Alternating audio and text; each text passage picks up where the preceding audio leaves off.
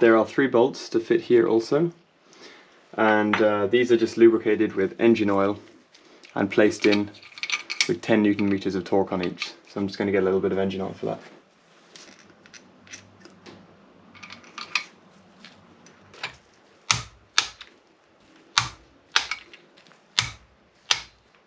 Next thing we're going to add is the exhaust manifold. This has been properly cleaned and polished.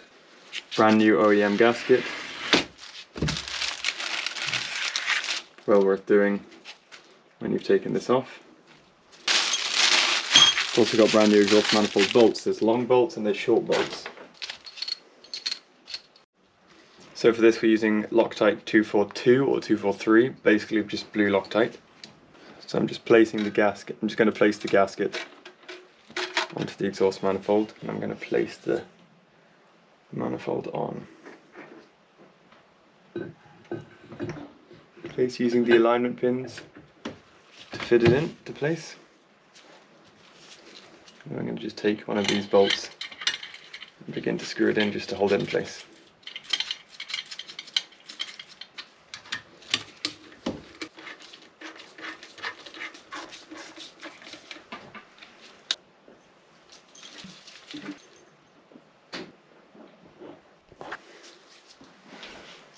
The first torque on all of them is 22 Newton meters, so I'm going to start with that.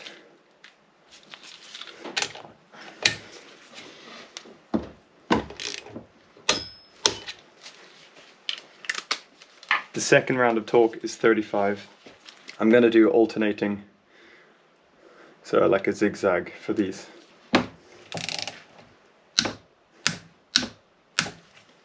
So that's the exhaust manifold on. It's really starting to come together. Next thing we're going to put on is the oil tank bracket.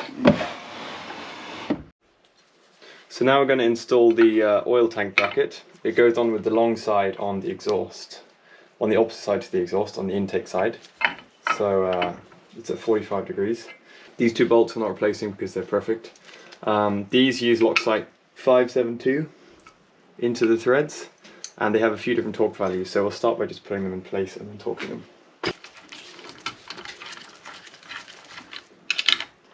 First torque value is 15 Newton meters.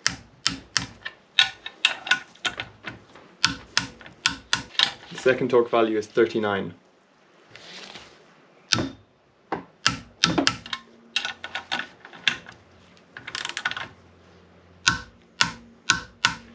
The next thing we're going to install is the rubber hose which connects the outlet. This is the water outlet from the cylinder head, which then goes into the head of the engine. So the water comes in on the small pipe at the back here, which you can just about see.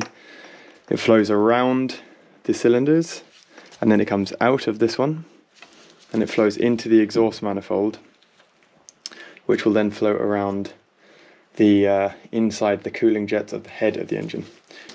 Now the way you want to install this pipe is the way the piece comes in, it's going to be pressing into the exhaust manifold. How's she looking? It's coming along.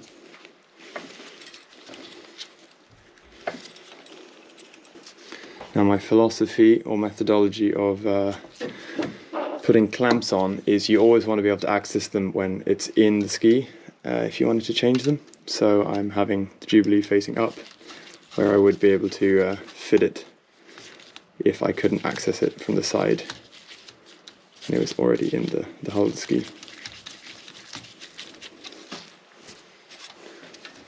Same with this one. Not too tight, these are just water pipes, there's no crazy pressure on it. Just enough to squeeze it in place. I've replaced the original Yamaha clamps with stainless steel. This is our intake pipe. This flows out. So here's the old battery, which has been working great. And apparently it was replaced when I bought the ski, so it's probably 2-3 years old. As you can see, the fluid levels in some of it are a bit low, which is a bit concerning. But separate to all of that, this battery relies on having a breather tube, and if you flip the ski or water gets in, it's just not great. It's a design fault.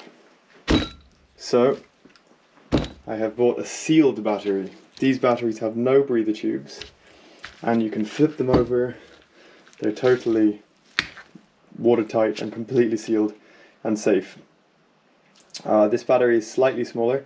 This is a 19 amp hour. This is an 18, so it's a little bit smaller, a little bit more compact, but it's sealed, so it's even better. We're going to fit this now.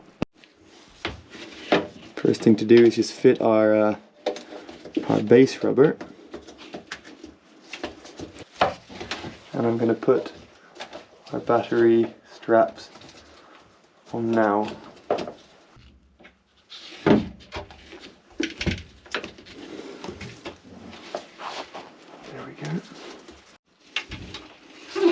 There we have it, our brand new gel battery installed. I will just place some packing under here to make it a little tighter. But it's looking good, looking nice. So here we have an intake, part of the intake manifold junction. I just want to point out something I spotted, because it looks fine, I thought they were all good. But when you squeeze it, you can see in there when you squeeze it, there's a split. There, the split line. I guess these are pretty old rubber. They get perished over time, so it can split. So I'm actually going to replace all of these with new intake rubbers, because I think it's time, and especially because I found a split in 2 of them.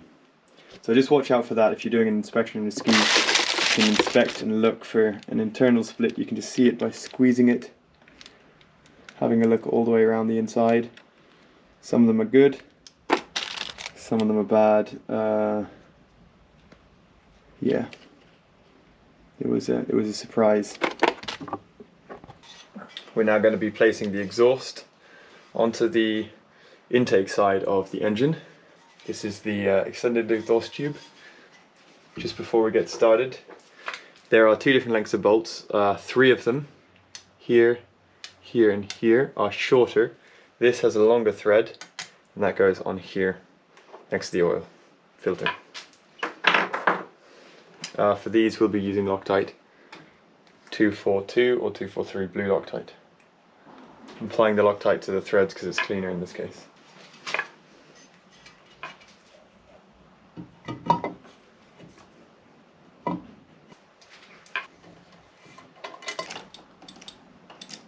First torque is 15 Newton meters. So, we will be installing the fuel rail in the next video, but for the moment, I just want to point out these were the brackets that held the fuel rail on. As you can see, they're super rusty. Like this is just completely coming apart, and same with this one. Total disaster. So obviously, I went ahead and ordered some new ones. Like everything in this project, it's rusty and it's old, it's getting replaced. And you can see these new ones are much nicer. And yeah, we're going to fit these onto the air intake manifold. They fit on to the back of this. We need some rubber grommets and the screws.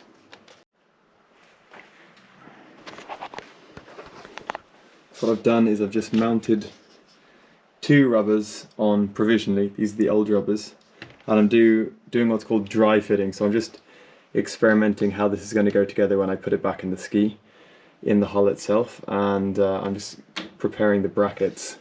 So that fits on into these rubbers.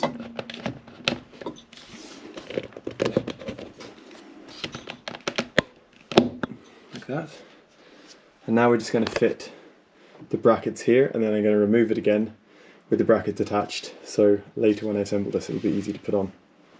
The way these goes together is this this filler piece, this puck, comes in from behind. Now it's important to realise this goes in from behind. Even though this indent is here, it looks like it would go the other way. It comes in from behind. That's how you get the spacing right. And then these pieces, you want the nuts facing the engine. So they come in on the back here, and then in here you screw that on.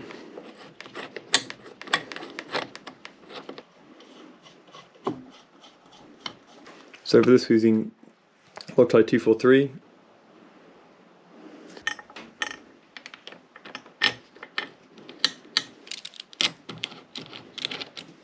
This is 12 Newton meters of torque.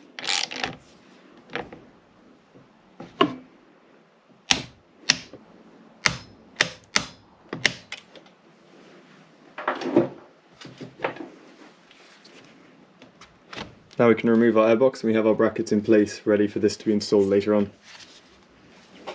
Now on each of these there's a small rectangular piece on the top of each one, and on each of these you're going to see a flat side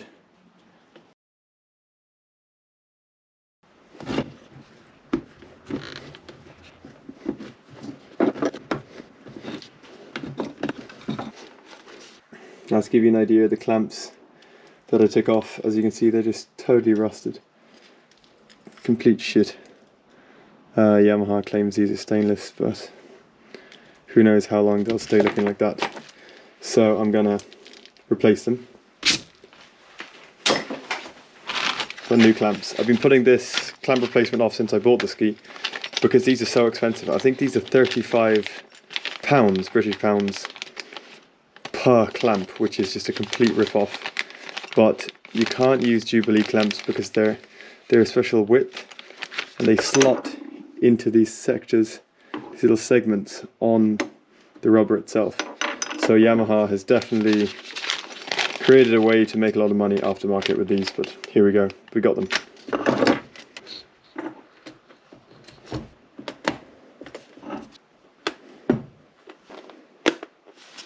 Just check the manual and these are actually 18 Newton meters, so I'm going to just tighten them up a bit.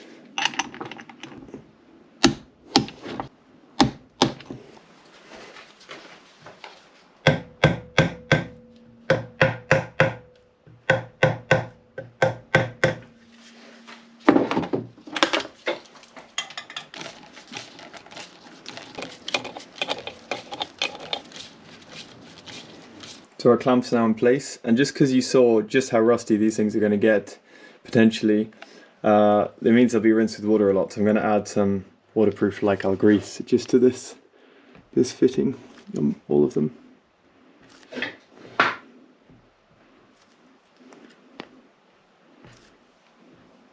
So hopefully this will prolong their life a bit. While we're here, we have it mostly dry assembled. I'm going to fit the throttle body assembly as well. And I have the cleaned gasket, which is going to go on the end. So I'm going to place that in first.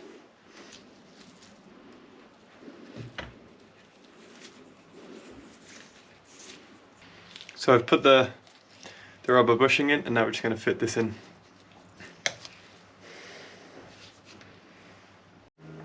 So I've just removed this unit so I can torque these bolts properly. These are torqued to 18 Newton meters. It's quite high, but they are big bolts.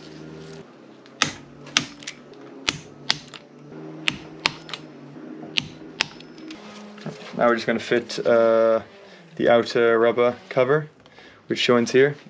Up here there's a line here, and it's going to slot into this nick, and there's also an arrow. Make sure the arrow is facing on the outlet of the exhaust.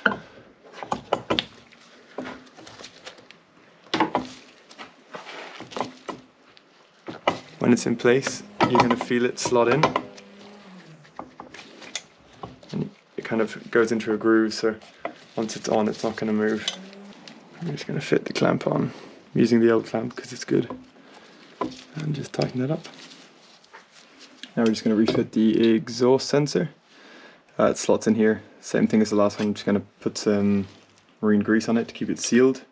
Because water will definitely sit into this if it gets stuck. And then 2 bolts. Loctite 572. I'm just going to put them into the thread.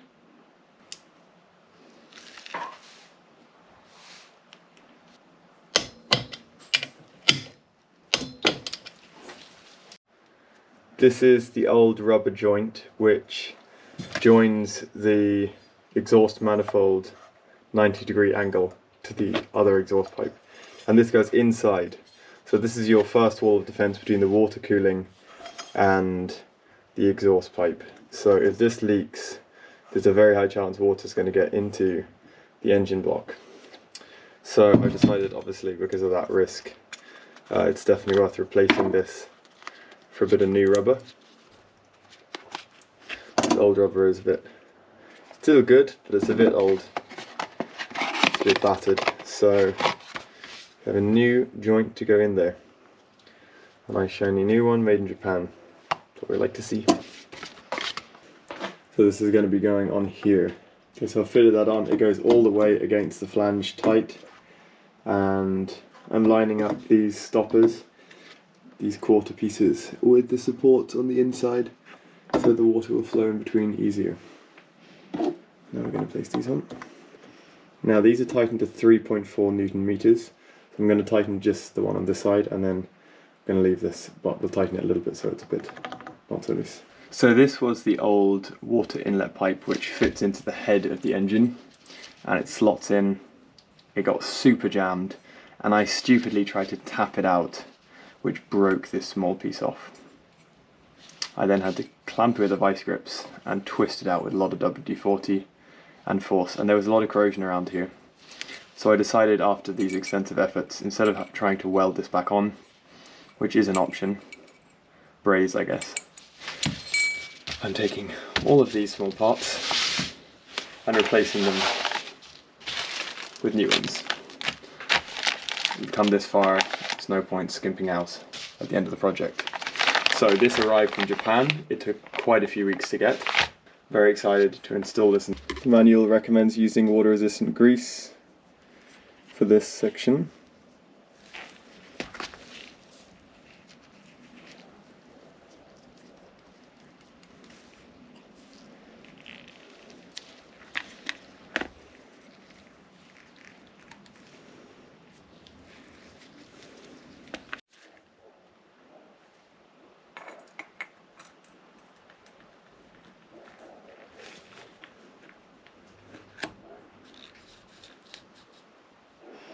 No Loctite or anything on this. The manual specifies just 7.6 Newton meters of torque. Nothing else.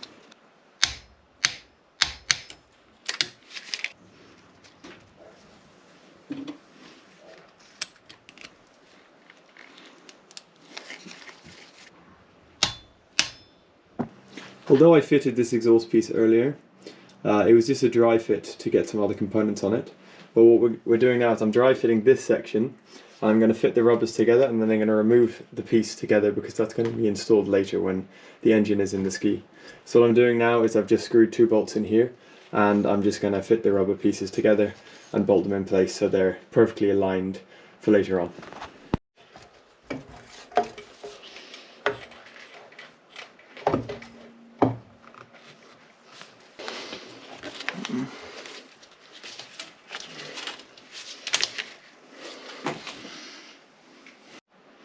After a lot of back and forth pushing and pulling, I managed to get it on. I actually had to take the whole unit off just to make sure it was aligned on the back. So definitely worth fitting this when it's out of the ski and on the bench next to the engine.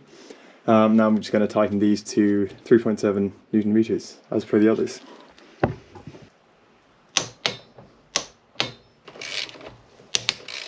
That's 3.7 Newton meters on both sides. So now I can take this whole unit off, and it can be refitted when the ski engine is in the hull.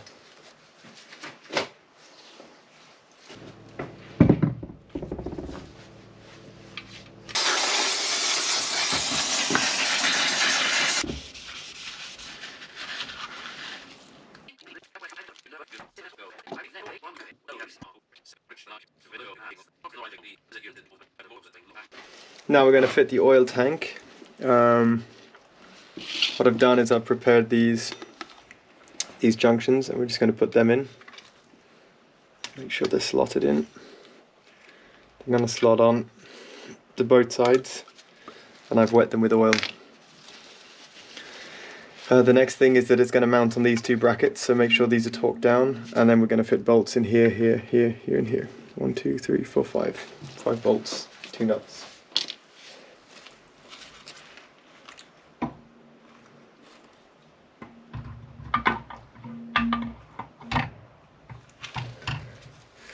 We're just going to align the 2 pins here and here, and then I'm going to gently slide in watching from the side.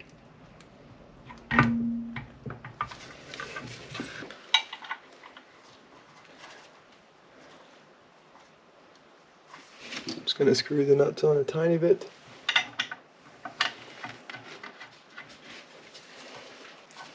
So that the oil tank doesn't fall off when I turn it. I'm just looking in here to make sure that everything's lined up and it's slowly pushing in, and then I'm going to put the bolts in to squeeze them together. All these bolts use Loctite 572.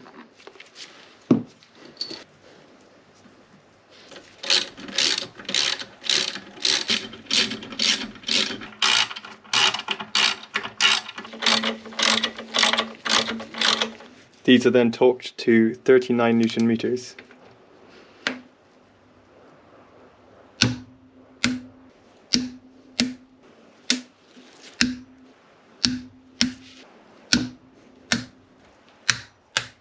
We now have our oil tank in place. It's starting to come together now. We're on the home stretch. Now the coupler cover, it fits on here. And there's 2 screw holes here and here. And that fits these rubber bushings, just like this. So what I'm going to do is I'm just going to fit them on now. The old pieces were super rusty, so I have some new bolts and collars to fit on instead.